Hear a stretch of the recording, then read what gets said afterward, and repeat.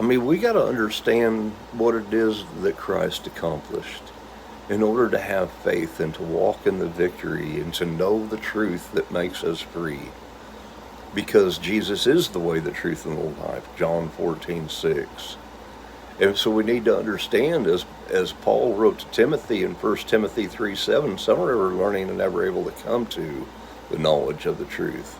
But Jesus in John 8:31 through 36 says, if you're truly my disciples, you will continue in my word and my sayings and my teachings.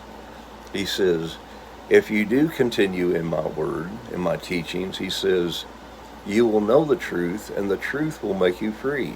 The Jews thought he was talking about servitude to man, but Jesus says, he who commits sin is the servant of sin, and a servant doesn't remain in the house forever, but a son does. He says, but whoever the Son shall make free shall be free indeed.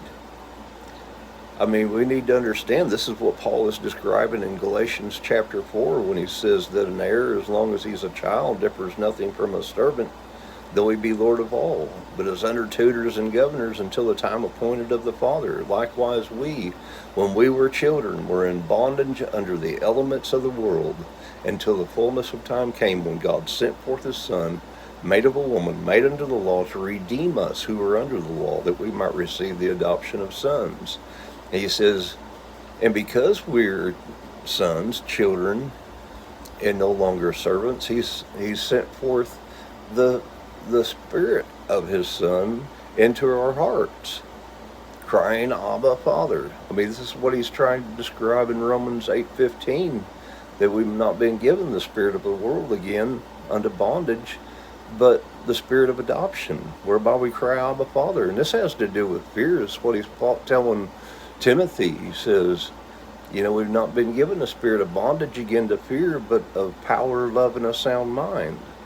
I mean, we need to understand that in water baptism, our placement to sin changes, because through faith, we not only die with Jesus, but we're raised together with him to the right hand of God. We're born of him there by faith. And we ask for the Spirit of promise to fill us with power to be his witnesses and for obedience. I mean, and this is what the apostles were describing for themselves as for every believer. I mean, we need to understand what it is that Christ accomplished. Our placement to sin and the power of Satan has changed. We're raised together with Jesus.